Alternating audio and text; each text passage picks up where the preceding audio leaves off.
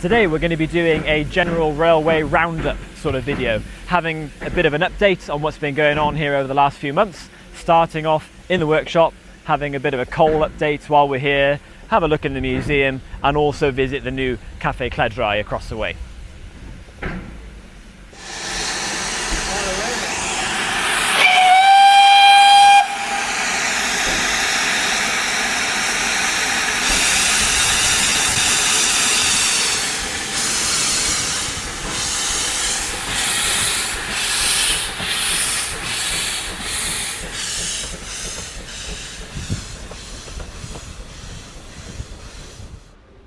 So I'm heading down to the workshop now, and I'm here with Ted, who is the lead engineer here at the workshop, to have a bit of an update about what's been going on since the last video. So the crane wagon here, this is one of the newest things that we've been working on. Ted, why exactly was this built and what are we going to use it for? This was built for a variety of purposes. The problem with the line is it's very inaccessible and you can't get road vehicles there, so we've now got a vehicle that can reach 6 metres away, lift 6 tonnes and can do help out with the P-way, unloading sleepers, clearing trees after the Storm Dara. And obviously it has stabilisers as well, so reaching out over the line side like that. Yeah, it's got stabilisers on all 4 corners. Right. It's got a heavy deck to balance the load. It's going to be fully tested and hopefully it'll be commissioned in the next couple of weeks. So this is probably the most high-tech device P-way has ever had on this railway, isn't it? It is probably the most high-tech device that P-way have had, yes. So it'll be very exciting to see this finished.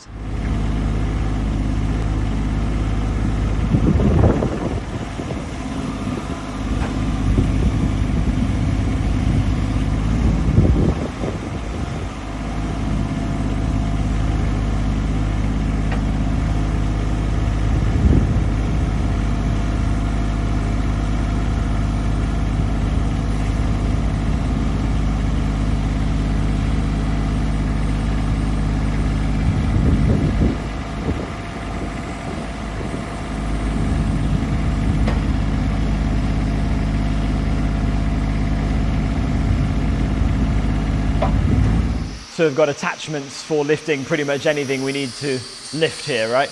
Yeah, we've got a couple of attachments here. We've got a clamshell bucket for lifting ballast and things like that, which will live in its own nest over the far side. And here we've got a log grabbing device you can use for lifting sleepers or the trees that we mentioned earlier. So with a bit of luck, this will be up and running by the summertime, hopefully, right?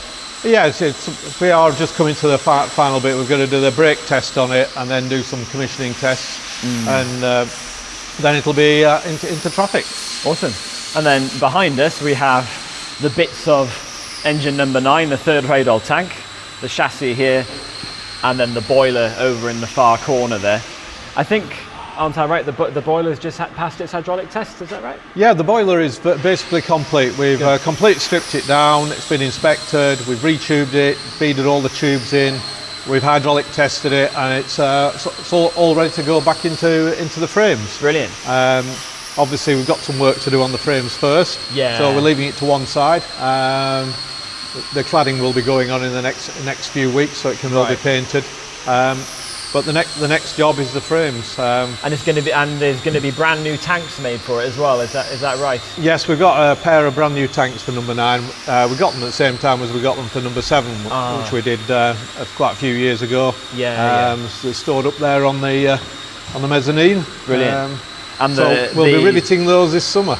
Absolutely. Yeah. And the air pump, like with 7 and 8, will be concealed inside the tank, won't it? With 9 that's as well? right. Yeah, it'll be concealed inside the front of the tank, so it'll match and it'll look more traditional. Yeah.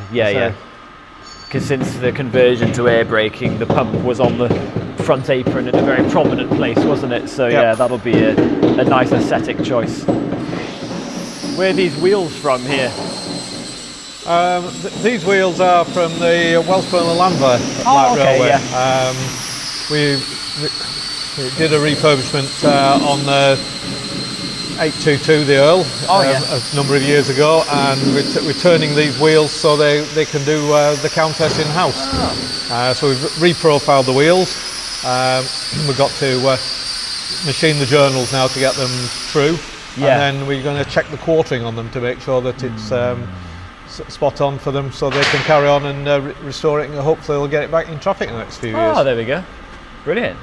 And then over here, much smaller boiler next to number 9's there. I believe this is from Typhoon, from Romney, isn't it? It is indeed, yeah. We're quietly away we're restoring number 7 Typhoon from the Romney Hythe and Dymchurch Railway. We've been working on the tender. The chassis of that's done and the tank's ready for painting. Oh, okay. So that's stored down in the carriage shed. Here we've got the boiler, which has now just been tubed, and we're just in the process of finishing the beading off on the tubes in the firebox end and hydraulicking it. So it's ready. There's a few stays have been replaced. It's got new front tube plating that you can see. Yeah. There's a patch on the bottom of the boiler, but that's virtually ready for hydraulicking. Right. Excellent. Behind you is a chassis which is not quite as far on, but all the wheels and axle boxes have now been machined and set up. The rods have now been repaired. The rear rods were always breaking, so those have been modified. It rolls backwards and forwards now freely. Right. And we're just in the process of going through all the valve gear and setting all the motion up. Oh, brilliant. Coming along well, isn't it? Yeah. And then we'll have to pull it apart to paint it, and then put it back together and put all the pieces together, hopefully. And here we have the new 5th carriage for the Brecon Mountain Railway, am I right? That's correct, yes. The Brecon currently only have 4 carriages and the caboose in their train, and they need some more capacity. So we are building them a brand new summer car, which will have disabled access, and it'll increase their capacity of the trains by 20%. So it'll be the same style as the existing ones, but an open air version. Exactly the same style as it, so it'll match in. The chassis is all complete, all complete rolling chassis, and as you can see now, the steelwork's just turned up to start building the framework for the body. Right, so that'll be the main fabrication project. The fabrication department will be falling on this as soon as we finish this video to get on with making it. We're in the paint shop now, where we have summer car number 7 in for a repaint. Since we were here last time, carriage 1 that was over there then is now back in the set. Carriage number 15, another summer car, has been repainted and is out again. Now it's 7's turn. Yeah, it's just part of a rolling programme of keeping the carriages in tip-top shape and making them presentable for all our customers. I think this is one of the first batch of summer cars. It's the second batch because of the square pattern mesh. The 1938 ones have the square pattern mesh, and the 1923 batch of 4 have the diamond pattern mesh. So if you travel and you look at the mesh in your summer car, you can tell if it's one of the original batch or if it's the newer batch. I think you can tell with the rivets on the sole bars on the frame. Oh, can you? Well. Yeah. Oh, right, okay, yeah. I tend to just look at the mesh because it's easier. Yeah. I just look at the numbers. So this one has the newer axle box covers as well, because it's got GWR, VR on them. It does indeed, yeah. There are some bogies around with the original just VOR on them. That's it, yeah. And I think don't they have the Midland carriage and wagon casting on the side as well, don't they? I think they do, yeah. Some of them do at least, yeah. Because there's quite a lot of the bogies are actually original from 1902. Well, yeah. Although they've all got new wheels now. Sure, because they were spoked the original ones, weren't they? They were spoked originally, but they're now all modern disc ones. And yeah. It's amazing, really, when you think that Great Western rebuilt everything, but then they kept the original bogies. It is really surprising. Yeah. When you think of all the brass fittings and everything were remade, but then they kept the bogies. But then they kept the bit that... Really weird, yeah. Because when you look at pictures of the original batch of 4, the 1923s, they didn't have the safety bars on them either, didn't they? Originally, they added those later. They were just later, yeah. So it's interesting looking at the evolution of the various carriages. Yeah. It's nice to see the steam engine actually pulling the trains up the valley again, because as you might have heard or even seen, for a few weeks recently we were not able to run steam at all due to the extreme dry weather that we've been having here this spring. And part of the problem was the dry weather, obviously. The other part was the coal is here behind me. We had a batch of this high volatile coal. It looks the same if you look at it from where you are there, but this stuff has high volatile, this stuff has low volatiles. And this batch was partially what was causing the problem. It was a mixture of the high volatiles, very dusty coal, hard coal, plus the dry weather. It was just too risky to keep running steam engines when it was at its driest. So now I've had a little bit of rain, it's better. Plus we're on this new batch now as well, which is a little bit less smoky and a lot safer to use. Up until, well, historically, up until about a year ago, Vale of Rheidol engines, as well as many others in the country, were built indeed to burn Welsh steam coal, and we were still getting this from Ffordd quarry coal mine down in Merthyr Tydfil up until last year. But due to political decisions, that mine has now been closed, and we can no longer source our coal from just down the road. This has to be shipped in from Eastern Europe, and unfortunately it's the times we find ourselves in. But that is also compounding the problem, where we can't see really what we're buying at source until it arrives here, and you don't really know what you're getting until you actually chuck it on the fire and see what happens.